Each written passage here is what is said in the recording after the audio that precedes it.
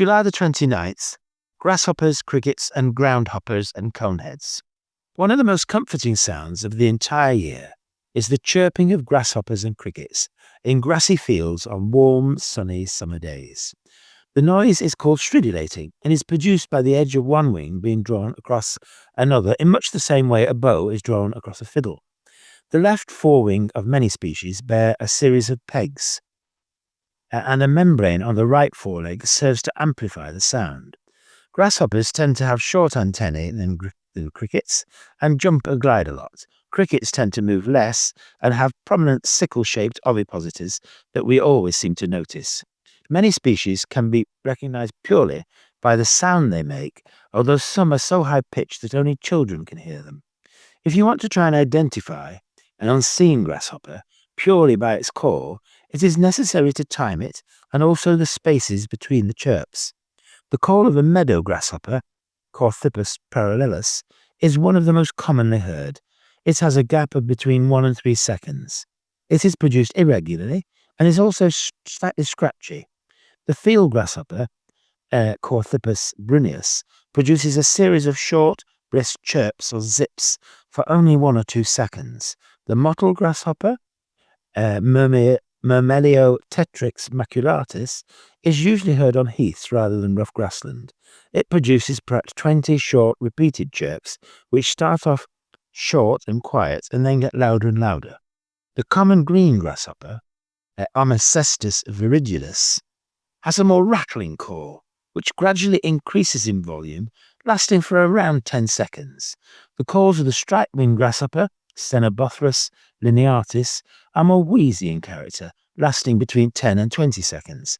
And lastly, the rufous grasshopper, Gomphoceripus rufus, quietly stridulates continuously for about 5 or 6 seconds. During this period, the sound it makes fluctuates.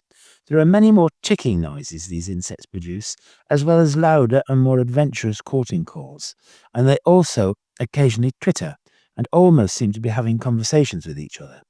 The long-horned grasshoppers, or bush crickets, have their own medley of different songs. Rosel's bush cricket, Metrioptera rosellii, is one of the easiest to recognize. It is high-pitched, soft, but a continuous reeling. It may go on for several minutes, and unusually it doesn't stop as you approach. The dark bush cricket, Pholidoptera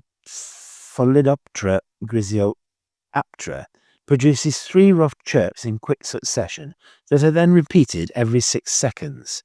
Bog bush crickets, Metrioptera brachyptera, usually sing in the evening. Theirs is a thin sound of 5 or 6 notes per second, produced with constant pitch and pace. The most magnificent family member is the great green bush cricket, Tetigonia viridissima, which has a very loud, high-pitched, penetrating call, which stops abruptly once you get near.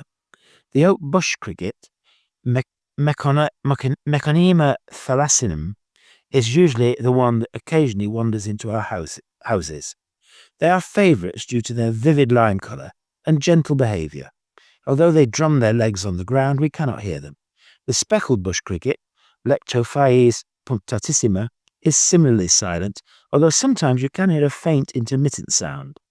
However, they are speckled and plumped, and because of this, they occasionally get noticed in trees or among nettles. The coneheads are a group often only heard by children. Both the long and the short-winged conehead produce a very high-pitched buzzing noise. The short-winged conehead, Conecephalus dorsalis, produces a very faint whirring sound, which might just be heard near ponds or salt marshes. It has a slight hissing quality, and this sound can be alternated with some rapid ticking. The long-winged conehead, Conecephalus discolor, is similar but slightly louder. It is said to be like listening to a very distant great green bush cricket, if that helps. Until relatively recently, house crickets, Akita domesticus, were very common, extremely common in London houses, until modern hygiene practices eradicated them. Their short, shrill, regular bursts were intermittent throughout the night and were often a source of comfort to the inhabitants. Groundhoppers tend to be smaller, and a darker brown than grasshoppers. They also have a distinctive hood stretching from the thorax, which partially covers their forewings. Although they make no noise, the slender groundhopper, Tetrix subulata, may be found in the Lee Valley, and the common groundhopper, Tetrix undulata, may still occur on Ashton Common. Good places to listen for grasshoppers generally are Epping Forest, Richmond and Greenwich Park, Thamesmead Marshes, and bush crickets may be heard at Buckham Common, Oxshott and Cornmill Meadows.